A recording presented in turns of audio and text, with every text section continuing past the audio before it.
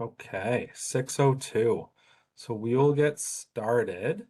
Thank you everybody for attending this webinar Wednesday. Again, as I mentioned, we're focused on graphic design, visual communication. It is a advanced diploma, but it's compressed down into 2 years. A lot of advanced diplomas are 3 years in length, but it's compressed down into 2 years, so you can get working faster, which is always really nice. And we're joined by Anita here today to really cover everything. She's the program coordinator for graphic design visual communication, and will be able to walk us through a lot of those really key points that you might be looking for. So we'll go to the next slide here. And before we begin, I do want to respectfully acknowledge that we're situated on the Michi-Sagi lands in the traditional territory covered by the Williams Treaties. Chi-miigwech to the Michi-Sagi peoples for allowing us to continue our work in your territory. And a brief introduction. So my name's Matt Thompson. I'm the manager of recruitment and conversions for Fleming College, covering all of the varying campuses that we have here. You may or may not have seen some of the recruitment team out on the road and met with them and talked to them about graphic design, and maybe that's why you're here today. And today we're lucky to be joined by Anita Matusevics. I did my best. I think that's good. We discussed that beforehand. Um, and Anita, she is an influential graphic designer, architect, and artist who has worked globally on many significant cultural projects. She has degrees in design and architecture and a Master's of Science degree in digital media. She was a senior associate with Bruce Mao Design and currently serves as creative director and entrepreneur of a small boutique design practice, Wonder Incorporated. Her design practice is built around visual communication and design thinking, which ranges across diverse disciplines and clients from the Guggenheim Museum, New York, to sustainable governance, from water scarcity to the Vitra Design Museum, from the Art Gallery of Ontario to textile design and Maharam Textiles in New York City, and collaborations with the Office of Remkoolhaas in Rotterdam, Netherlands. She's joined Fleming College in 2016, where she launched the graphic design visual communication program. She balances multiple roles with the program as coordinator, faculty, and community outreach, much like this. Anita loves the challenge of trying to see things in a new way, especially through the experience of working with local and rural students. Thank you so much, Anita, for being here, and I've already learned so much. That's fantastic. Oh, thank you. I was joking with Matt that pronouncing my last name is the hardest thing you may have to do when you join us in the GDV. But welcome, hello. I am really happy to be able to just share some of what we do in the studio. Design to me, as it says here, is really the art of making things possible. It has such a wide circle of outcomes and possibility. And I was just noticing in 2025, LinkedIn, which is a sort of a large sort of business networking platform, listed graphic design as one of the top 20 high income skills for the future. So that is also a really great endorsement for what we're doing here. Generally, I just want to, first of all, just welcome you into our space, which you can see here on the screen. It is one of the more unique parts of our program because it becomes, this room is really set up to behave like a working design studio. It's not a typical classroom. We call it the GDV studio. And I would like you to come in with me. Imagine yourself in here. It's very diverse and colorful. There's a lot going on. And we work really hard to keep it full of inspiration, positive energy, creativity, and a welcoming community that makes room for everybody to be able to grow. So welcome, come on in. I wanted to walk you through what's going on in there. And perhaps I hope you will choose to join us. Um, so this is what I wanted to cover today a little bit, a welcome. And then I'm going to kind of try to summarize our program in 60 seconds. But what can design do is probably the most common asked question in any of the open houses I have hosted.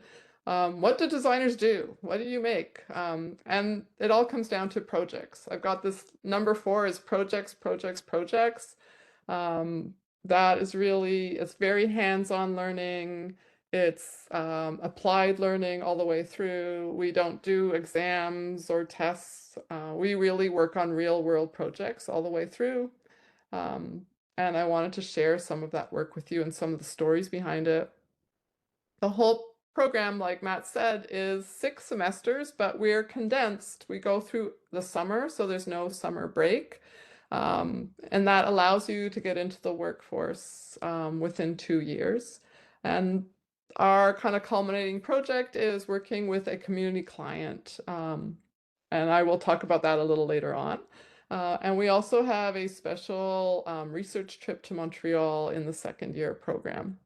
So let's walk in. What can design do? This diagram kind of summarizes everything. And there's a lot that graphic design could do, because really, if you imagine, every company, every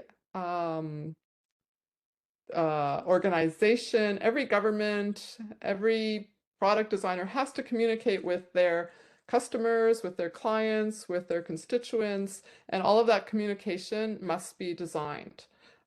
Even like this webinar tonight had to be designed. And that involves the work of a graphic designer. And as the years have gone on, graphic design has begun to incorporate many different platforms. So we're not just printed things, we're digital things, we're environmental things, we're experiential things. And so the work has grown, and the type of work and the type of media we work with has really grown, which is why in my own practice, I started out in book design. And eventually I did do a degree in Edinburgh in digital media, and I learned about virtual reality and augmented reality and animation and programming, because it's just even sound design is becoming part of graphic design.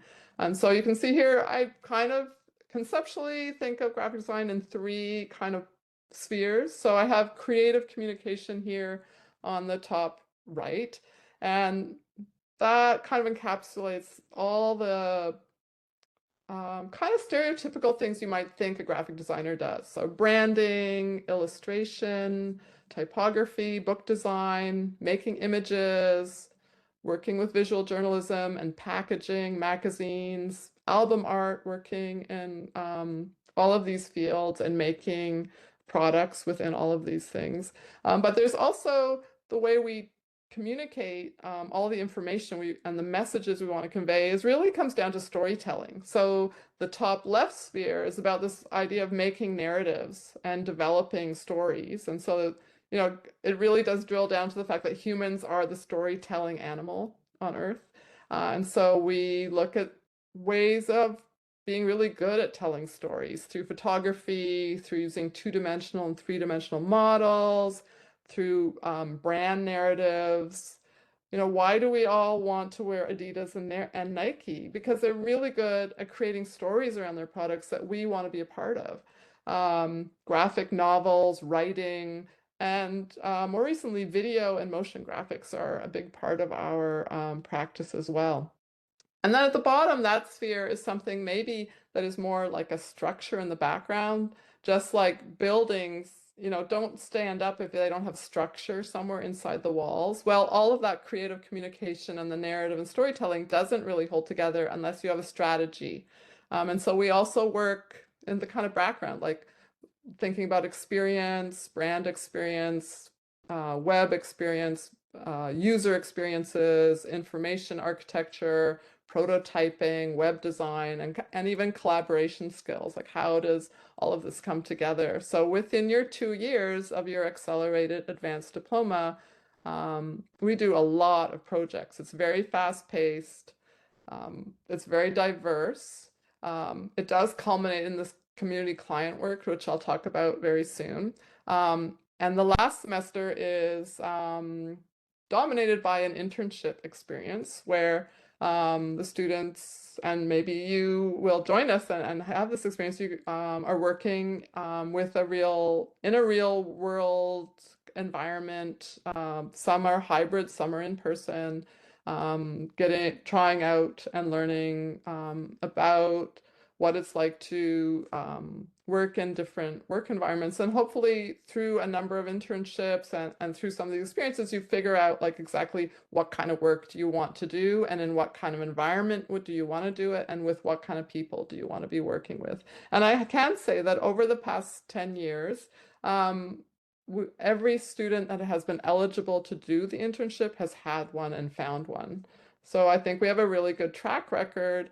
And especially when I talk about this community outreach component of my work, I every year I'm meeting with different organizations and sharing what we do, and people more and more are reaching out and have a great interest in working with our graduates, especially in the internship capacity, to give people some experience, some work experience, to leave the college with sort of well prepared.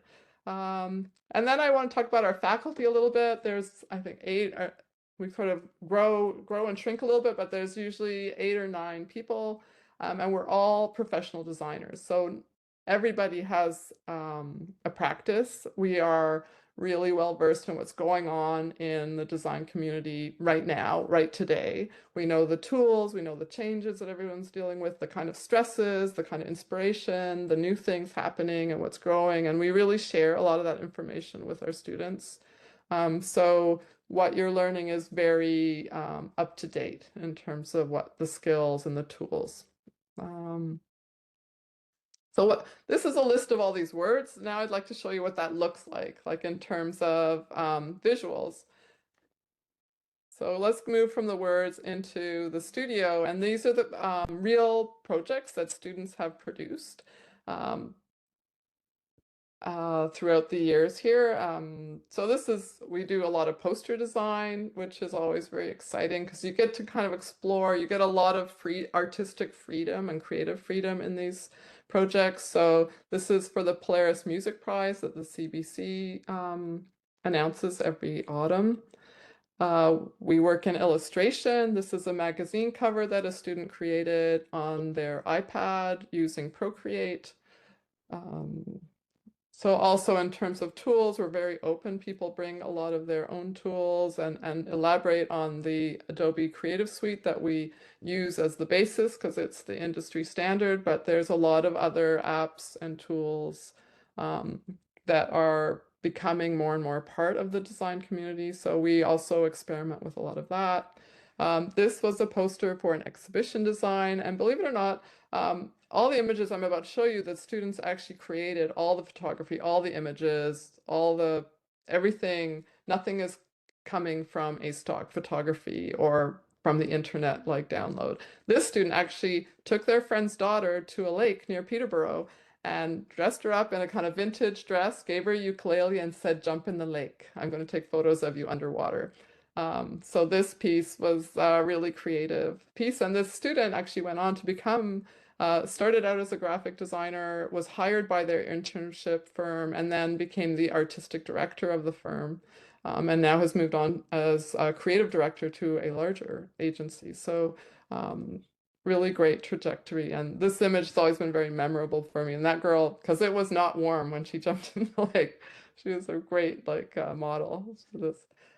We do a lot of web work, and our real focus is on best practices. So there's so many ways to apply content in a digital platform, but best practices are really important. Like, how do you make sure it loads quickly, and how do you make sure it works for search engines, and make sure that your site actually does what it's supposed to do for the client, and to learn about how to, measure the success of these designs. So these are things that we focus on in terms of web design. Because we're part of Halliburton School, though, we also in the first year have a kind of art foundation component. And so we look at drawing and printmaking techniques. And when you think of a course in drawing, you might think we want you to learn to draw, but that's actually not what we're looking for. We want you to learn to observe and look and perceive like a designer. And a designer is that headspace is very much focused on details, observation. Um, and then when it comes to working with clients, there's a lot of listening involved in terms of how do you follow, detailed instructions? How do you incorporate feedback? And so drawing and printmaking, even though it seems like you're learning these techniques, what you're really learning is how to look at the world through the lens of a creative person. So even if you feel like you can't draw, which most people after grade 2 or 3 seem to like assume, I just don't draw. That's not our goal here. It's really like, I want you to learn to look at things in a new way. Um, we work on a lot of social media platforms to create campaigns across multiple platforms and how to create consistency from print to web to social media. This was one of the student projects for a community client. We also do go back though and look at print materials because, as humans, we have 5 senses. We're not just all eyeballs. We can touch things, we can hold them, we can hear things, we can even taste things. You can design things that are also related to cuisine. But in this case, we're looking at stationery, so more traditional paper printed pieces. But this particular project was looking at South Africa, where a number of cities were actually about to run out of municipal water. And so the student had created this awareness campaign to make the citizens, or it was kind of a concept to how could you make people more aware of water and waste. Um, we also look at magazines, which are sort of another more traditional output for graphic designers, but also a great kind of work because magazines have issues that keep being created. So if you get a client that's a magazine, it means you have perpetual work for as long as that magazine lasts. It's every month you are building and creating something new. Um, Logo design, we have 2 logos on the sheet that were created by students. Information design, interestingly, this particular student came to us from chemical engineering, and she always was really fascinated with how to visualize complicated data. And so this is actually an infographic she created based on sort of the chemical analysis of all the different substances that occur on the earth and is quite often reproduced in chemistry, but she applied that kind of format to explaining all of her own personal interests. This is book design, a cover for a Japanese book that we read in the class one year. Manga and zines are always super popular. There's a lot of anime enthusiasts in the studio and people interested in cosplay and um, exploring all of these different Japanese publications and the very innovative artwork and storytelling that happens in them. Typography is also something we look at. There'll be courses dedicated to this that explain basically typography is one of the most important tools in graphic design. It becomes your voice. Like right now, I'm talking and you're hearing me and you're seeing me and I have a certain energy and personality. But when you're actually designing something, you can't be there to talk it through with someone all the time. So your typefaces become your voice and your personality. And so we learn how to manipulate that, and you'll also have opportunities to design your own custom fonts for certain projects. And then there's album art. There's always been a number of students in the studio who are also interested in music and sound, and there's a few opportunities to create album covers. Surprisingly enough, this photo again was created by a student. Believe it or not, this is like a stuffed monkey sitting on snow, leaning on their house wall. But you can see with their skill in Photoshop, they're able to add texture and a kind of unusual lighting and create a whole other kind of atmosphere around this image of like, monkey sitting in snow against my house. But it made a whole other kind of language. Um, This is also another example of digital art, and the student who created this piece actually submitted it for a graphic design award in the States, and they got an honorable mention and won an award with that. And I've mentioned community client quite a few times. So this is a page that's sort of dedicated to a number of the community clients we have worked with. So if you decide to come join us in the studio, you will be working with an organization similar to these. So we have worked with United Way, with Alzheimer's Society, with public housing organizations, mental health organizations, and we've worked with 5 Counties Children's Center, and this year with Peterborough Folk Festival. And our real most important criteria for community client is that we pick a nonprofit organization where we're giving back to our community. So the work is always very meaningful. We've dealt with homelessness, we've dealt with, accessibility, mental health, children's health, and this year the Peterborough Folk Festival, which was also very exciting to be working. They have a large component which is works with Indigenous artists and with local artists and trying to grow a kind of very diverse audience that is all ages. So it was an interesting project for the students.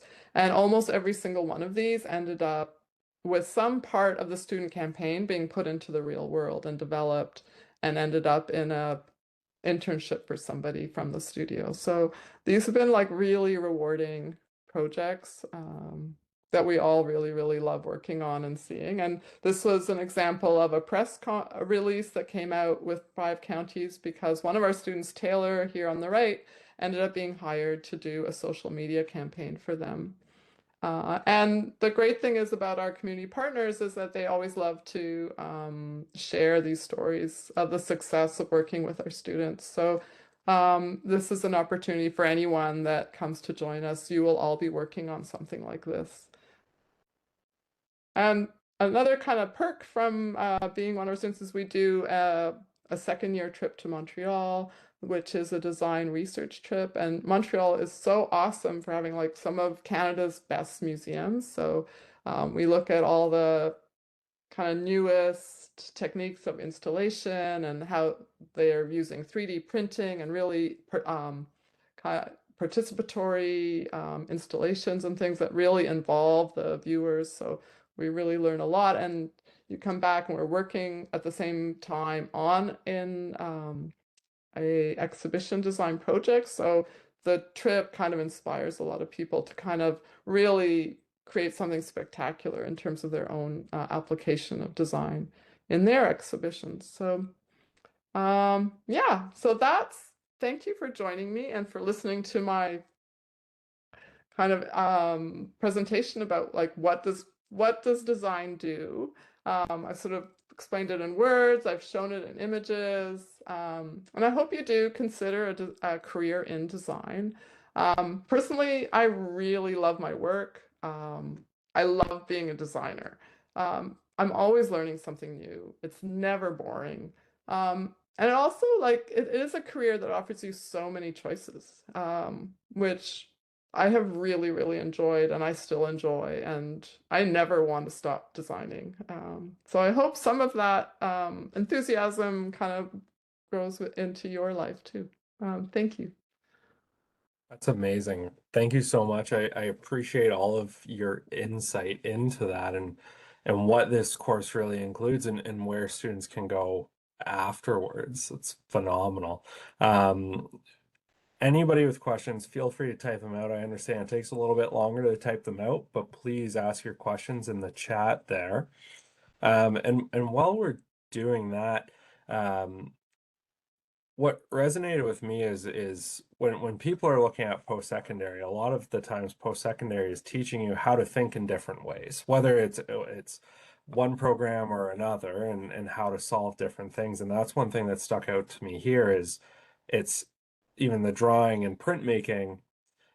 How do you conceptualize things? How do you think about things? And how can you alter it or represent it in a different way? And I think that's a really interesting piece to consider from this course that's applicable in so many different angles. Yes, it's true. A lot of people come to us from other programs saying, they're studying culinary arts or even plumbing or HVAC, and then they're like, actually, my favorite part of my course was doing the presentations. And so then they're like, that's why we decided we'd come to graphic designing because it was Yeah. And one question I had, and it was, if somebody is, say they're an entrepreneur and they have a business right now. I've spoken with a couple students that are doing that. One that was doing designing skateboard decks and was trying to choose between um, business and graphic design. And we kind of boiled it down that they were more interested in the design piece and learning how to do that with different mediums and invoke emotion in consumers. What advice would you have for somebody in that situation, designing like t-shirts or like with all of the ability through Shopify and all of that to design product right. and sell? What would you say for that side? Well, that's a good question, and also it is something like a lot of people, especially, have multiple hats in terms of their careers. So you may be a designer, but you also have a product like the skateboard or t-shirts that you're designing. There are a lot of students that have a photography background. I find in our studio in the GDV, it has been very helpful for all of them to go through our program because it's taught them how to communicate about what they're doing and to really identify like what is their unique selling point. Because it's one thing to make a product, but how do you place it in the world? How do you find your audience and create a community around it that will begin to help you um, sell it and by word of mouth let your audience kind of grow? And so a lot of the students have come out of it saying that they just feel so much more confident in terms of, creating their website. They know what's important, they know the best practices, they understand they've actually had to kind of think a little bit about what they're doing and how would they sell it. And interestingly enough, we have a very brief entrepreneurship chapter in one of our courses, but within that, the students have to imagine a side gig and they create a business plan for it and a brand and stuff. So you go through the thinking of how would that play out if you were to develop it. And this year, I think 3 or 4 of the students actually it was a real business plan, like they're going out into the world with this concept of what they're going to be building. So yeah, I think like and it depends. Like when you end up going out in the world, I always say also like you have a couple of choices on how you start your career. One is you start a business and then you're going to be learning about business and design simultaneously, where you're juggling both kind of building knowledge in both spheres as an entrepreneur. And then there are other people that want to just do design. And so you're going to work within some other organization as the graphic designer, and you're not going to be responsible for, building the business or um, finding clients and stuff. But that means that you spend a lot more time just developing your design skills and you can develop your business skills later on in your career as you get more confident in your design. So that, yeah, I think our program does adapt to both kind of. That's great. Yeah, it's been interesting to watch that dynamic with some students looking to choose. Now I'm going to ask you the question that you get 100 times. When we're looking at graphic design, some people bring up the artificial intelligence side, and we've talked about this, right? And how that isn't necessarily that impactful to the program and to the future, especially with LinkedIn saying in 2025 it's one of the highest income careers. Um, what would you say if anybody's on here or watching this and considering graphic design but worried about artificial intelligence and what that can accomplish? What would you say to that? Well, it is a good question to ask, and it is something everyone asks. But the funny thing is that we've had AI in our software almost for 8 years. Like I know it's kind of a new concept right now, but Adobe Creative Suite has had like kind of plugins and things where generative AI things right from the beginning, like very early on. And it's actually just another tool. Like we have so many digital tools. But graphic design cannot, but an AI cannot do like, oh, let me go back. I should go back to my diagram of what we cover because it can't think, like it can't do strategy or Mhm. kind of create this kind of architecture for a good outcome. And it can't really listen or observe. So I have had many like, I have I've worked on many design projects, but in that first encounter with clients, like you'll have a client saying, I need a postcard.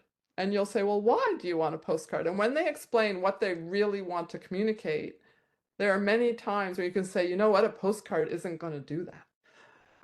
What you need to do is think about it in this other way, and you'll be much more effective going down this route. Well, AI is never going to do that. So um, it just can't replace that. And that I think why, like when you looked at the LinkedIn list of like these high income skills, um, it's hard for AI to really be anything more than a tool.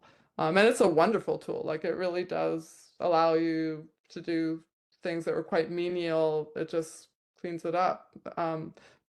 But it doesn't replace, you know, our ability to tell meaningful stories, or our ability to strategize and think of ways to visualize things that would hold someone's attention.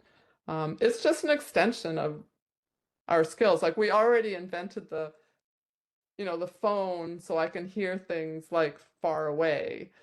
So now we have another tool that, augments my ear even more, but it's AI or my eyes. So, I can change things and do things. But it's, the telephone never threatened conversation in a way, or I think like it's just something else we have to use. And it can be a good tool. It's a great tool.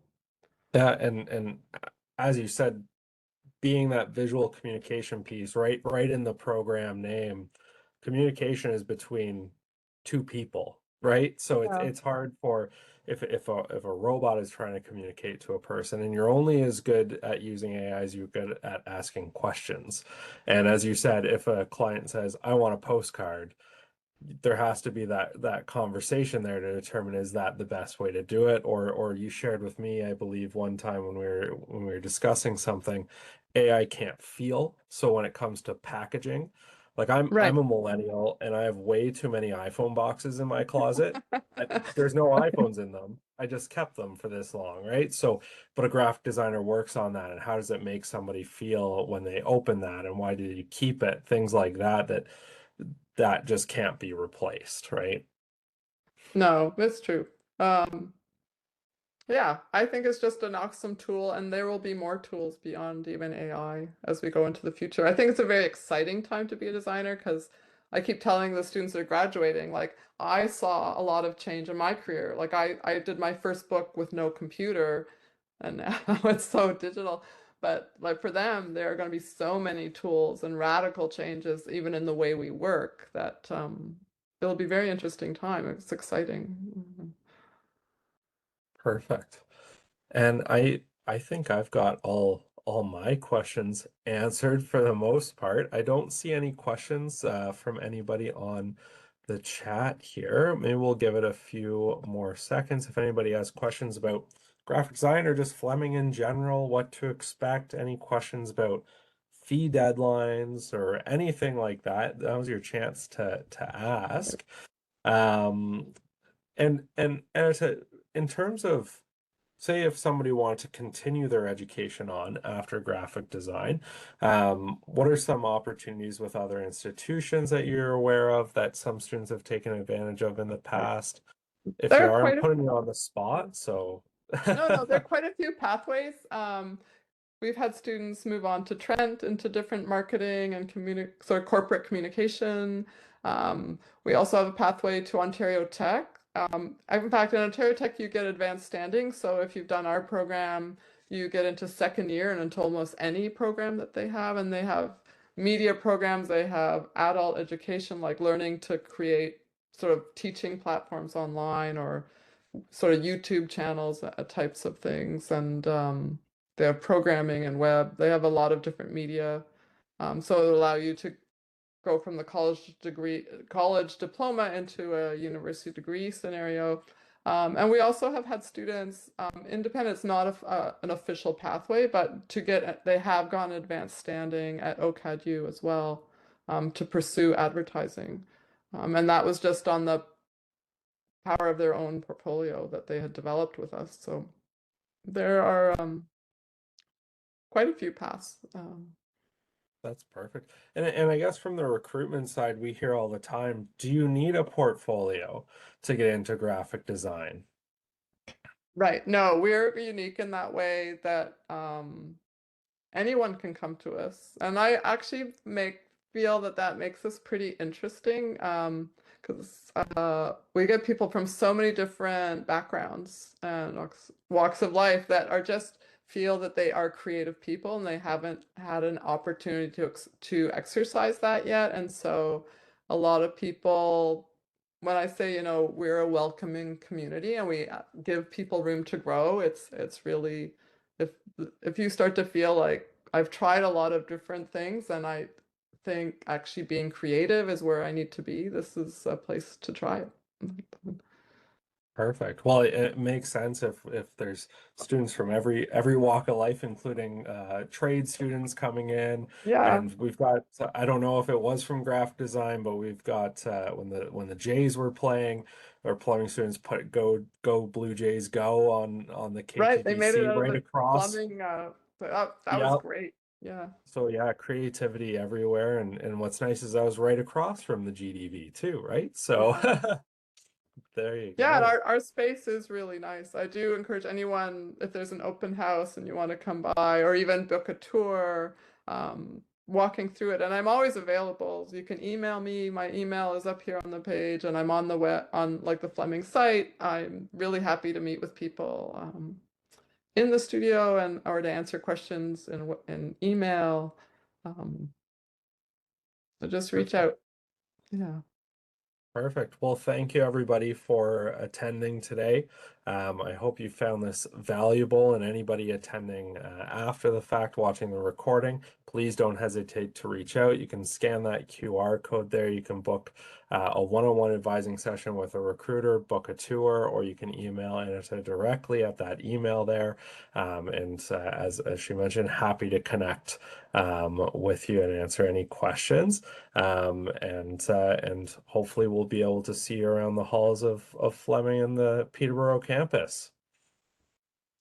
Okay. Thank you, Oh, Matt, for thank you. facilitating. I appreciate it. Yeah. No problem at all. Enjoy the rest of your evening. Okay. Bye, everyone.